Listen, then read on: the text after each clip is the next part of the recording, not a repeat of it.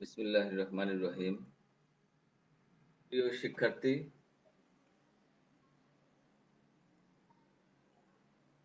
আশা করি তোমরা সকলেই ভালো আছো।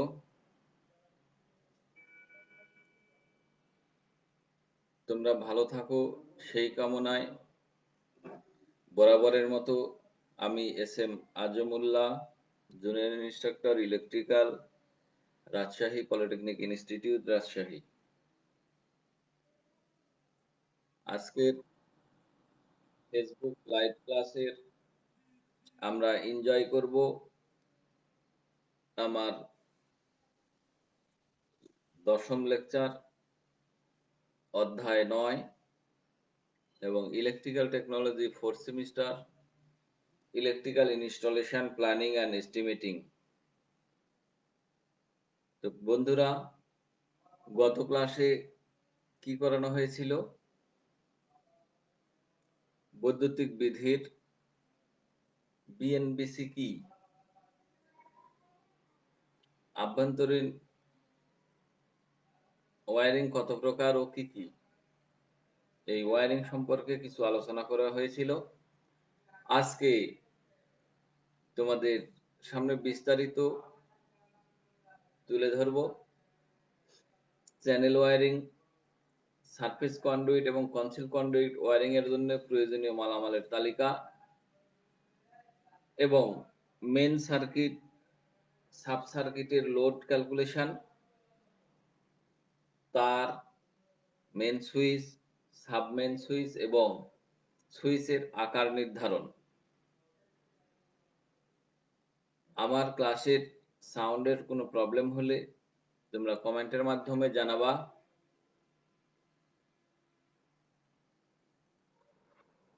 এবার আমরা দেখি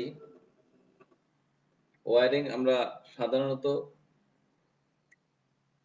3 ধরনের ওয়ারিং করে থাকি: batten wiring, channel wiring, conduit wiring. Conduit wiring আবার 2 ধরনের আছে: সারফেস কন্ডুইট এবং কনসিল কন্ডুইট। এই ওয়ারিংগুলি সাধারণত বহুল ব্যবহৃত হচ্ছে। তার মধ্যে এই ব্যাটেন ওয়ারিংটা এখন আর তেমন চলছে না। সুতরাং আমরা সব জায়গায় বর্তমানে দেখতে পাবো যে চ্যানেল, সারফেস কন্ডুইট এবং কনসিল কন্ডুইট ওয়ারিং এর ব্যবহার সব থেকে বেশি।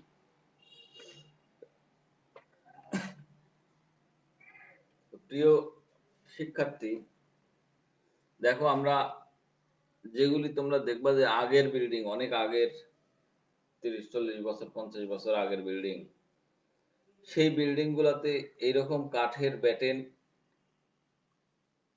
বসানো হয় ওয়ালের উপরে এবং এটি হচ্ছে লিঙ্ক ক্লিপ। এই লিঙ্ক ক্লিপে একটি তার কাঁটা দিয়ে আটকানো হয় কাঠের ব্যাটেনের উপরে। এইগুলা লিঙ্ক ক্লিপ। আর এটি হলো ব্যাটেন। এর উপরে এই যে তার দেওয়া হয়েছে, এই তার বসানোর পরে এই লিঙ্ক ক্লিপটা লিঙ্কের সাথে আটকানো হয় এবং কাঠের বক্স থাকে, জংশন বক্স উপরে, যেখানে টি এর মতো দেখতে, সেই জায়গায় উডেন বক্স থাকে এবং এই কেবলটার নিচে সুইচ বোর্ডে, সেই সময় কাঠের সুইচ বোর্ড ব্যবহার করা হতো এবং সেখানে টাম্বলার সুইচ ব্যবহার করা হতো। আর এই পিভিসি কেবলের এখানে টুইন কোর তার ব্যবহার করা হতো। এই টুইন কোর তার না দিয়ে সিঙ্গেল কোর তার ব্যবহার করলে কোনো সমস্যা নাই। এবং পিভিসি কেবল,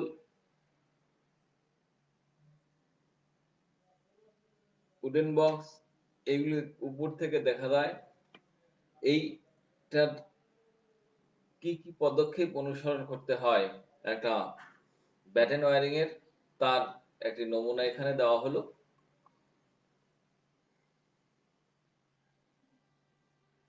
ব্যাটেন ওয়ারিং এর এখানে মোটামুটি 12টি ধাপ আছে।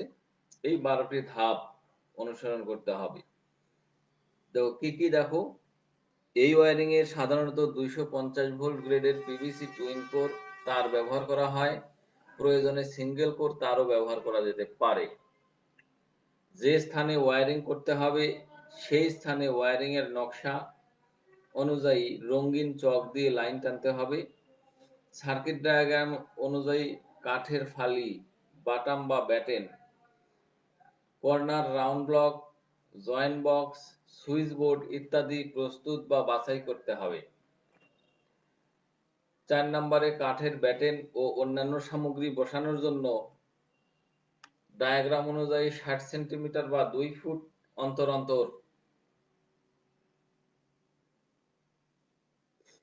কাঠের গুলি বা রাওয়াল প্লাগ দেওয়ালের ছিদ্রের মধ্যে বসাতে হবে।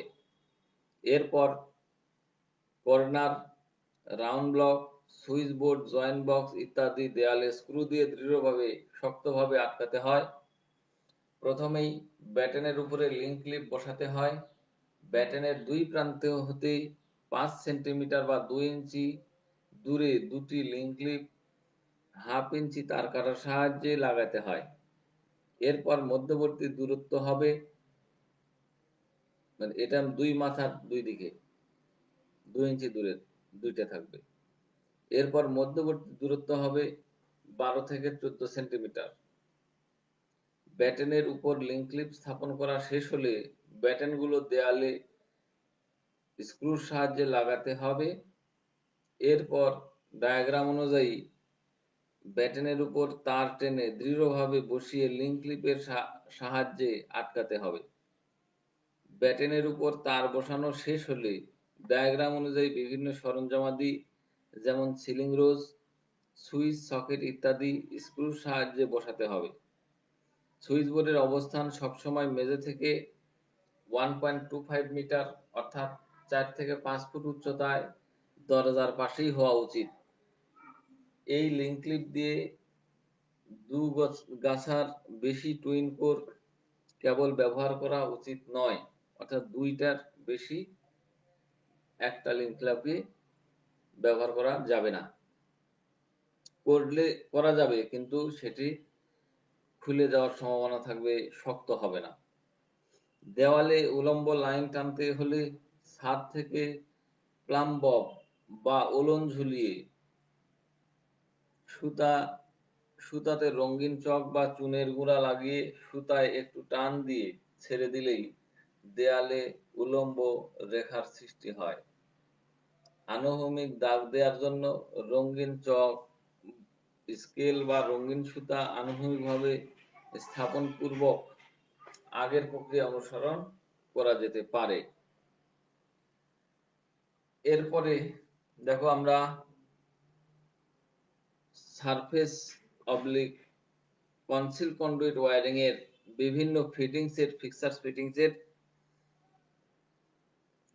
ছবি দেখতে পাচ্ছি।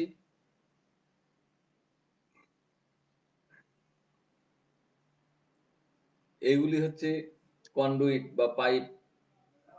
এই পাইপ আগে ব্যবহার করা হতো এমএস পাইপ বা জিআই পাইপ, বর্তমানে ব্যবহার করা হয় পিভিসি পাইপ। এমএস বা জিআই পাইপ আগে ব্যবহার করা হতো, এটি এখন আর ব্যবহার করা হয় না।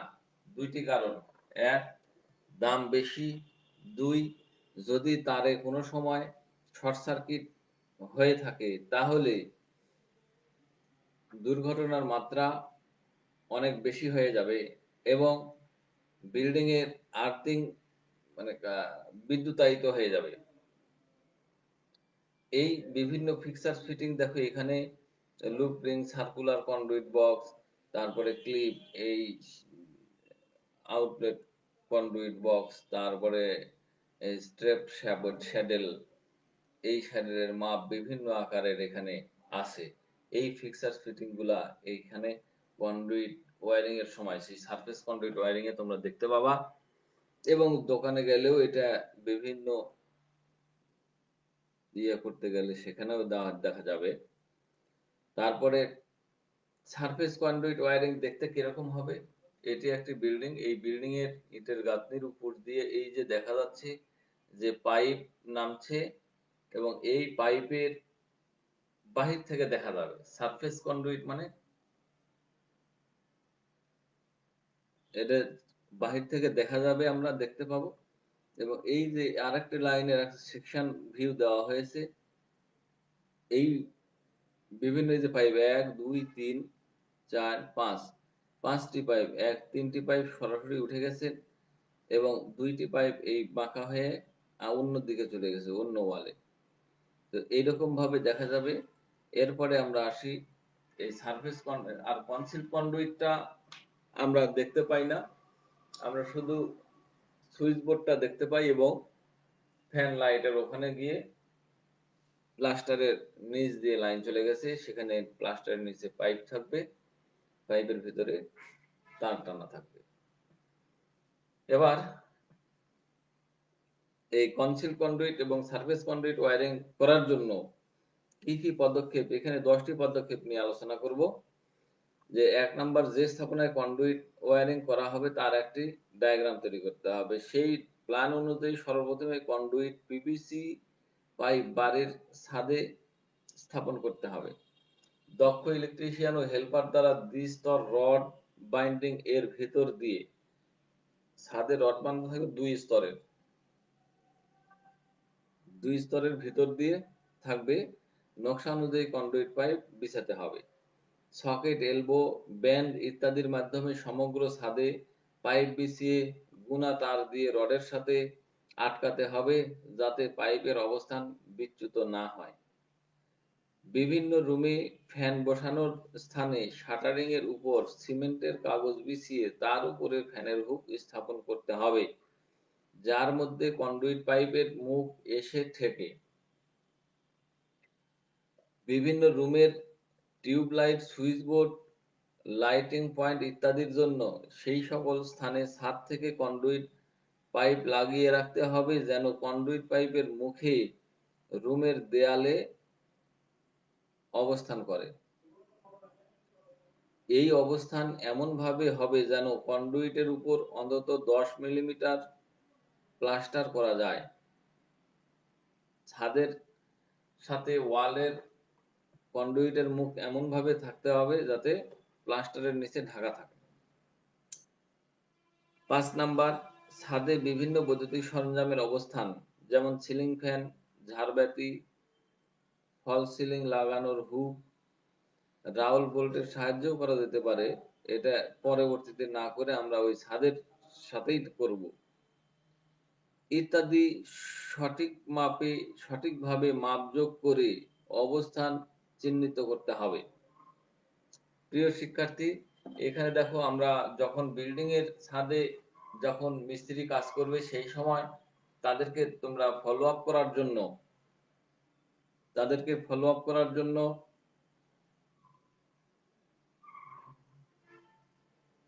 তোমরা এটি অবশ্যই নির্ধারণ করবে, এতে ঢালাইয়ের বাইন্ডিং ক্যাপাসিটি ভালো থাকে। এছাড়া যতদূর সম্ভব কম পাইপ ছাদে স্থাপন করতে হবে। ঢালাইয়ের সময় পাইপের অবস্থান স্থানচ্যুত না হয় বা জয়েন্ট না খুলে যায় তা নিবিড় পর্যবেক্ষণের জন্য ছাদ ঢালাইয়ের দিন ছাদে অবস্থান করতে হবে। এছাড়া পাইপের ক্ষয়ক্ষতি, আঘাতপ্রাপ্ত হওয়া, পানি, সিমেন্ট ইত্যাদি যেন পাইপে না ঢুকে এ সকল বিষয়েও লক্ষণীয়। বিভিন্ন রুমের দেয়াল গাঁথনির সময় নকশা অনুযায়ী switch board, HDB, MDB, combined 3 pin socket, বিভিন্ন গ্যাং সুইচ, পাওয়ার সকেট ইত্যাদি যথাযথ স্থানে বসাতে হবে। পিছনের অংশ এমনভাবে বসাতে হবে যাতে কভার অংশ লাগানোর পর তা প্লাস্টারের সামনে বের হয়ে থাকে, অর্থাৎ প্লাস্টারকৃত রুমের দেয়াল থেকে কভার অংশটুকু বের হয়ে থাকবে। দেয়ালে নকশা অনুযায়ী গ্রাইন্ডার মেশিনের ব্লেডের সাহায্যে খাঁজ বা চ্যানেল কেটে তাতে শ্যাডেল দ্বারা কন্ডুইট পাইপ দেওয়ালে আটকাতে হবে। এই পাইপগুলোর মুখ সুইচ বোর্ড সহ দেয়ালে স্থাপিত বিভিন্ন সরঞ্জামাদির ভিতর থাকতে এবং অন্য দিক থেকে ছাদ থেকে আগমনী পাইপের মুখে সংযোগ করতে হবে।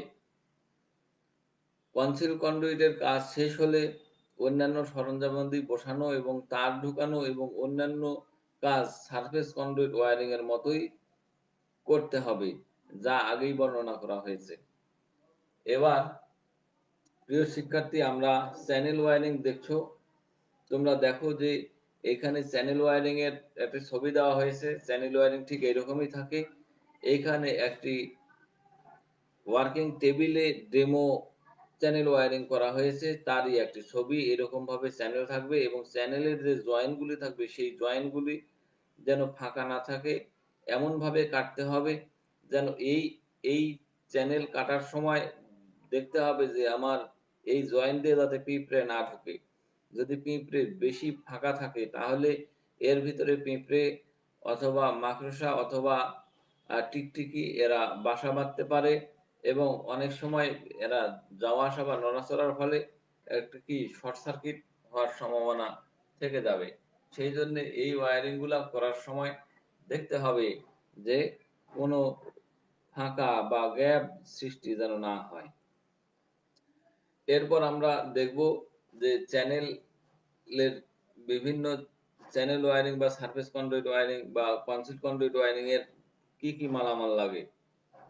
এখানে আমি সবগুলার বর্ণনা দিতে পারবো না। এক, মেন নামগুলো আমরা বলবো। ICDFB, iron clad distribution fuse board, এটা ব্যবহার করতে হবে। মেন সুইচ থাকবে। মেন সুইচ হলো এই তিন ধরনের আছে, ডিপিআইসি, টিপিআইসি এবং টিপিআইসিএন। তারপরে সার্কিট ব্রেকার থাকবে। সার্কিট ব্রেকার আবার এমসিএম, এমসিসিবি এবং এমসিসিবি এবং এমসিবি আর একটা থাকবে, এটা এমসিবি প্রথমটা। প্রিয় শিক্ষার্থী, তোমরা এখান থেকে এই ডিপিআইসি অথবা এমসিসিবি এর যে স্পেসিফিকেশন, অ্যাব্রিভিয়েশন, এইগুলো তোমরা ভালো করে রপ্ত করবা। এগুলি পরীক্ষাতে আসবে বা এমনি ব্যবহারিক জীবনেও তোমাদের আসবে। এরপরে লাগবে cut out, switch board, joint box, round block, channel, PVC conduit, wood pin বা রাউল প্লাগ, উড কর্নার ইত্যাদি, ceiling rose, lamp holder, link clip, pin সহ, তার ব্রাশ ব্র্যাকেট, প্লাগ ও socket, lamp shade, screw, iron screw, machine screw, brass screw বিভিন্ন সাইজের আছে। কন্ডুইটটি PVC bend, inspection tee, PVC elbow, conduit saddle, lock nut, conduit flexible couplings, bush, conduit nipples, এই মালামালগুলি সাধারণত লাগবে। এবার আমরা আসি একটি ছোট বিল্ডিং এর জন্য ওয়্যারিং এর লেআউট প্ল্যান। আমি এখানে একটি লেআউট প্ল্যানই দেখিয়েছি, যেখানে প্রত্যেকটা সুইচ বোর্ড দেখো বাথরুমের এই দরজা দিয়ে ঢুকে এই দরজার পাশেই, এবং এইখানেও তাই করা হয়েছে। এখানে সুইচ বোর্ডের উপরের অংশেই একটি লাইট, এখানে ফ্যান, এখানে আরেকটি লাইট, এই পাশে আরেকটি লাইট, অর্থাৎ তিনটি লাইট দেওয়া হয়েছে আর একটি ফ্যান দেওয়া হয়েছে বেডরুমের। ঠিক এরকম প্ল্যান দেখে রুমের এই যে মাপ আছে, ছাদের পাইপ ফেলার জন্য যে কথাটি আমি আলোচনা করলাম, যে মাপ যোগ দেখে ছাদের পাইপ ফেলতে হবে, সেটি হলো এই যে ওয়ান, এই বেডরুম টু এর দেখো 4.15 ইন্টু 3.5 মিটার, এই মাপগুলি মিটারে দেওয়া আছে। এই এত মিটার পর, অর্থাৎ এই মাথা থেকে এই মাথা দৈর্ঘ্য বরাবর 4.15 মিটার দৈর্ঘ্য বরাবর এখানে পাইপ দিতে হবে, যাতে এই পাইপটা ওইভাবে চলে আসে ছাদের উপর দিয়ে। এর থেকে এমন ভাবে দিতে হবে যাতে এই ওয়ালের ঠিক বাহির ফ্লাশেই থাকে। আবার এই 3.6 মিটার মানে এখান থেকে এই পর্যন্ত এইখানেই থাকবে, যে এই সোজা এইভাবে একটা চলে যাবে। তাহলে এই মাপজোক আমাদেরকে বুঝতে হবে এবং সিভিল ইঞ্জিনিয়ারিং এর আর্কিটেকচারাল প্ল্যান সম্পর্কেও ধারণা থাকতে হবে, তাহলেই এটি দেখা যাবে। আর এই চিত্রটি দেখানো হয়েছে যে আমরা লাইনটা আমি কিভাবে নিব, কার সাথে কিভাবে কানেকশন হবে। এই যে সুইচ বোর্ড থেকে এইভাবে আসে, এইভাবে আসছে, এইভাবে আসছে, বিভিন্ন জায়গায় আমি বারান্দা পর্যন্ত নিয়ে নিয়েছি। এখান থেকে এইভাবে গেছে, যা এই সুইচ বোর্ডের আন্ডারে আসছে। অর্থাৎ কোন লাইট লোডগুলি, লাইট অথবা ফ্যান অথবা যাই হোক, এইগুলি কোন সুইচ বোর্ডের আন্ডারে থাকবে সেটি এখানে দেখানো হয়েছে। এবং এখানে দেখো সাব সার্কিটের লাইন দেওয়া আছে, সোজা টান মিটারের দেওয়া আছে, যে মিটার এখানে বসবে। তারপরে মেন সুইচটা মিটারের পাশেই। এরপরে আসছে এইটি হলো ডিস্ট্রিবিউশন বক্স, এইটা ডিস্ট্রিবিউশন বক্স। এই লিজেন্ড দেওয়া আছে, কোনটার চিত্রের কি মিন করবে এইটা তোমরা ভালো করে দেখে নিবা। আর আরেক এবার আসা যাক মেন সার্কিট এবং সাব সার্কিটের লোড ক্যালকুলেশন। লোড ক্যালকুলেশন করার আমি একটি ছক দেখিয়েছি, তোমাদের বাসায় তোমরা এরকম ভাবে তোমরা দেখে নিবা যে টেবিল ছক করে কয়টি রুম আছে, সেই রুমের কি কি লোড আছে। লাইটিং লোডের জন্য একটি ছক হবে, আর পাওয়ার লোডের জন্য আরেকটি টেবিল হবে। এখানে মাস্টার বেডরুমের হলো অ্যাটাচ বাথ সহ পয়েন্ট সংখ্যা আছে 6টি, কি কি তার বিবরণ এবং কয়টার সংখ্যা আছে, সেই পয়েন্ট প্রতি ওয়াটেজ কত, সেই ওয়াটেজ দিয়ে মোট ওয়াটেজ। এইভাবে করে প্রত্যেকটা রুম ভাগ করলে কি হবে, যে আমার টোটাল ওয়াটেজ পাবো। এরপরে এই মনে করি সাপ্লাই ভোল্টেজ 230। প্রিয় শিক্ষার্থী, তোমরা সাপ্লাই ভোল্ট 230 বা 220 ধরে করতে পারো। আমরা এখানে ধরলাম 230 ভোল্ট এবং পাওয়ার ফ্যাক্টর ইউনিটি বা একক ধরা হয়েছে। এইবারে ছক টেবিল অনুসারে কি হবে, লোড আমরা পেলাম মোট লাইটিং লোড এর ক্ষেত্রে 6850 ওয়াট, মোট লাইটিং পয়েন্ট 27 এবং পাওয়ার পয়েন্ট 2টি, সুতরাং মোট পয়েন্ট 29টি। এই ক্ষেত্রে প্রত্যেক পাওয়ার পয়েন্টের জন্য একটি স্বতন্ত্র সাব সার্কিট এবং লাইটিং লোডের জন্য 8 থেকে 10টি পয়েন্টের জন্য একটি করে সাব সার্কিট করতে হবে। এখানে এই বিষয়টি খেয়াল রাখো যে প্রত্যেক পাওয়ার পয়েন্টের জন্য, অর্থাৎ ফ্রিজ, এসি, গিজার, এইগুলি পাওয়ার পয়েন্টের জন্য একটাই সাব সার্কিট করব আমরা, দুইটা করলেও চলবে। আর লাইটিং লোডের ক্ষেত্রে লাইট, ফ্যান এইগুলির জন্য বা 2 পিন সকেট 8 থেকে 10টি পয়েন্টের জন্য একটি করে সাব সার্কিট করতে হবে। আরেকটি কথা বলে নেই প্রিয় শিক্ষার্থী, তোমাদের মনে রাখতে হবে যে প্রতিটা রুমের জন্য যদি একটি সাব সার্কিট হয়, সেখানে যদি 8টার পরিবর্তে 5টিও পয়েন্ট থাকে, তবুও একটা সাব সার্কিট করলে সেটি আরো বেশি মেইনটেনেন্স ম্যান আমাদের জন্য ভালো হবে। বাট খরচ একটু বেশি হবে, সেই একটু বেশি খুব বেশি পরিমাণে না। অতএব এখানে দেখো লাইটিং সাব সার্কিট হলো এই যে 27, মোট লাইটিং পয়েন্ট 27 ভাগ 8, লাইটিং পয়েন্টকে 8 দিয়ে ভাগ করলে 3.375, তার মানে 4টি করতে হবে। তার মানে দেখো 8টি করে থাকলো না। সুতরাং ড্রয়িং ও কিচেনে 2টি পাওয়ার লাইন সহ মোট সাব সার্কিট হবে 6টি, 4 প্লাস 2। এই যে এই 2টি পাওয়ার লোড আছে, সেই কারণে এই 2 যোগ এই সাব সার্কিট। এখন ক নাম্বার, মেন সার্কিটের ফুল লোড কারেন্ট। মেন সার্কিটের ফুল লোড কারেন্ট হচ্ছে মোট পাওয়ার ভাগ 230, তাহলে 29.78 অ্যাম্পিয়ার। আর সাব সার্কিটের লোডের হিসাব কি হবে, সাব সার্কিট 1 মাস্টার বেড ও সংলগ্ন বাথরুমে লোড কারেন্ট কি হবে, ওয়াট ভাগ ভোল্ট। এই ওয়াটেজ হচ্ছে ওই মাস্টার বেড ও সংলগ্ন বাথরুম সহ 460 ওয়াটকে 230 ভোল্ট দিয়ে ভাগ করলে 2 অ্যাম্পিয়ার। ঠিক এরকম সাব সার্কিট 2 এর হিসাব করলে দেখা যাবে 1.75 অ্যাম্পিয়ার। এরপরে সাব সার্কিট 3 তে আসছে কত? একইভাবে 2.48 অ্যাম্পিয়ার। সাব সার্কিট 4 এ এরকম আসছে 1.83 অ্যাম্পিয়ার।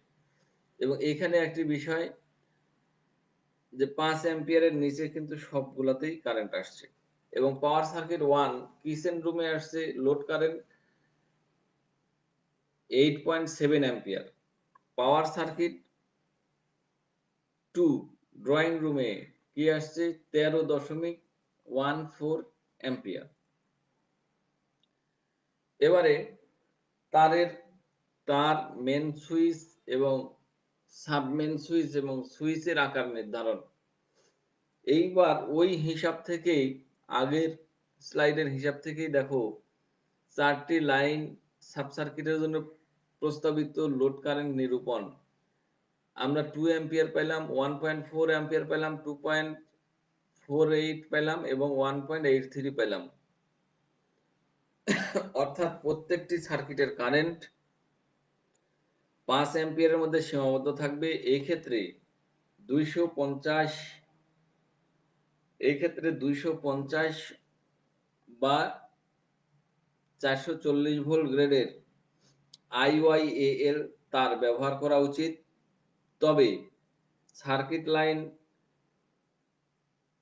বিধায় এখানে এই যে 3/0.036 ইঞ্চি বা 320 বা 3/0.915 মিলিমিটার বা 2 RM সাইজের তার ব্যবহার করতে হবে, যার কারেন্ট বহন ক্ষমতা 20 অ্যাম্পিয়ার।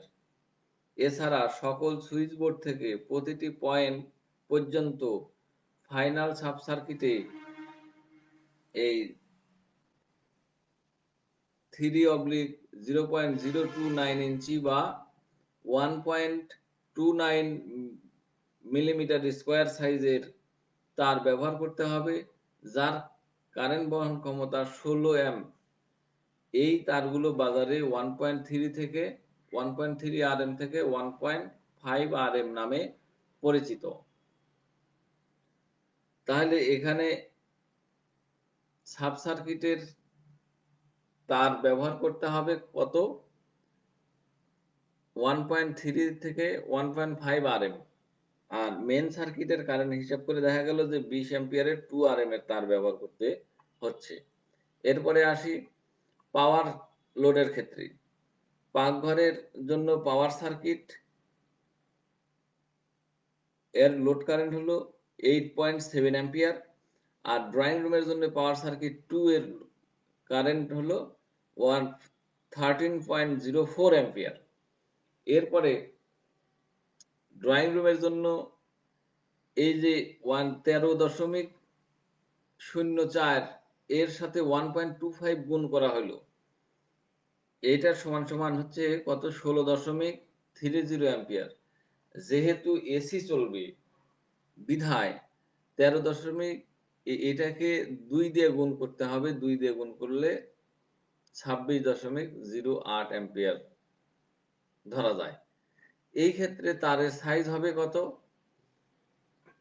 7/036 ইঞ্চি বা 4 RM থেকে 4.5 RM। প্রিয় শিক্ষার্থী, এইখানে আমরা বলি যে তারের সাইজ নির্ধারণের ক্ষেত্রে আমরা 1 থেকে এই যে 1.25 থেকে 1.5 গুণ যে লোড কারেন্ট হিসাব করে আসবে, তার চাইতে 1.25 থেকে 1.5 গুণ বেশি আমরা তার রেটিং এর তার দিব। এখানে লোড কারেন্ট হয়েছিল 13.04 এর 100 গুণ, অর্থাৎ 1.25 গুণ করলে 16 হচ্ছে। আবার যেহেতু এসি চলবে, এসির সাইজ কিরকম হবে সেটা আর কেউ একটু কম বেশি করতে পারে, সেই জন্য এটি এখানে 2 দিয়েও গুণ করা হয়েছে। দিয়ে যে কারেন্টটা আসবে এখানে 26 অ্যাম্পিয়ারের হয়তো তার নাই বাজারের, তারের টেবিলে যদি দেখি যে ওয়্যার টেবিলে ৩০ অ্যাম্পিয়ারের তার আছে, তাহলে এখানে ৩০ অ্যাম্পিয়ারের তার আমাকে ব্যবহার করতে হবে। এবং এই ৩০ অ্যাম্পিয়ারের তারের সাইজ যদি হয় এরকম ওই টেবিলে, তাহলে 4.4 আরএম অথবা 4.5 আরএম এর মধ্যেই থাকতে হবে। কিন্তু কখনোই এখানে হিসাবে আসলো ২৬ আরএম, এখানে ২৬ অ্যাম্পিয়ার, এখানে ২০ অ্যাম্পিয়ারের তার কখনোই ব্যবহার করা যাবে না। তো সুতরাং বন্ধুরা, আমার সময় সংক্ষিপ্ত। এরপরে আমরা মেন সুইচের ক্ষমতা নিরূপণ। প্রস্তাবিত বারের মোট লোড হলো এই ৬৮৫০ watt, supply voltage ২৩০ volt, power factor unity. এই ধরে কি হবে, মেন সার্কিটের কারেন্ট হবে 29.78 অ্যাম্পিয়ার। এই ক্ষেত্রে এমসিসিবি যদি ব্যবহার করি তাহলে সুইচের রেটিং নির্ধারণের জন্য লাইন বা সার্কিট কারেন্টের 200% বেশি ধরার প্রয়োজন হয়, অর্থাৎ এখানেও 2 দিয়ে গুণ করতে হবে, এখানেও 2 দিয়ে গুণ করতে হবে। এই 2 দিয়ে গুণ করার কারণ কি, অর্থাৎ 1.5 থেকে 2 দিয়ে গুণ করতে হবে সার্কিট ব্রেকারের সাইজ নির্ধারণ করার ক্ষেত্রে। এটাই হলো ফাইনাল, মনে রাখতে হবে। কারণ আমার শর্ট সার্কিট হলে একটি শর্ট সার্কিটে কত গুণ কারেন্ট বেশি প্রবাহিত হবে, এটি তোমাদের কি জানা আছে?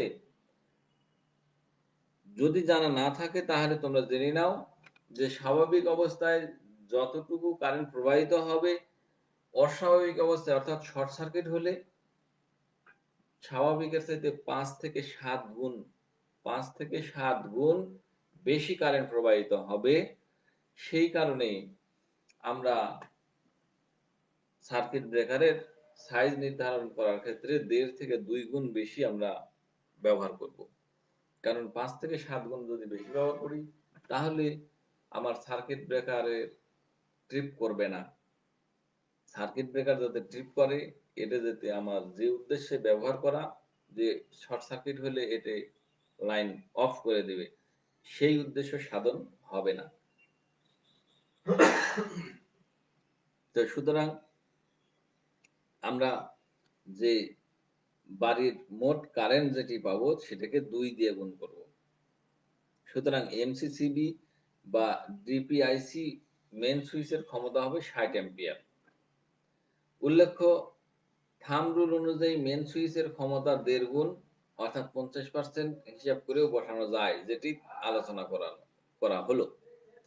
এরপরে সাবমেন সুইচের ক্ষমতা নিরূপণ। ঠিক একইভাবে সকল লাইটিং সার্কিট এবং পাওয়ার লোডের জন্য এসডিবিতে একটি স্বতন্ত্র সার্কিট ব্যবহার করা হয়, একে সাবমেন সুইচ বলে। এমডিবি বা ডিবি থেকে একটি সার্কিটের তার এসডিবিতে আসে, যা পুরো লোড কারেন্ট বহন করে।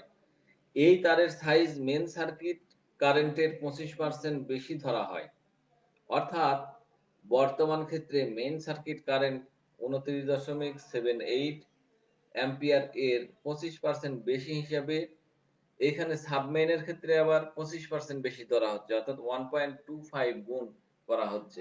হলে তাহলে স্পেসিফিকেশন হবে এইরকম, এবং এই তারের সাইজের আসবে 7 মিলিমিটার স্কয়ার সাইজ বা 7 আরএম সাইজের তার ব্যবহার করতে হবে।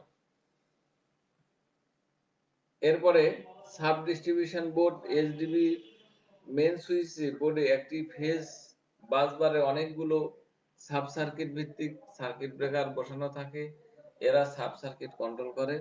যেহেতু প্রতিটি সাব সার্কিটের লোড কারেন্ট 5 অ্যাম্পিয়ারের নিচে হয়, সেহেতু প্রতিটি সাব সার্কিটে 5 অথবা 6 অ্যাম্পিয়ারের সার্কিট ব্রেকার বসানো হয়। পাওয়ার লোডের জন্য 16 থেকে 20 অ্যাম্পিয়ারের সার্কিট ব্রেকার প্রয়োজন।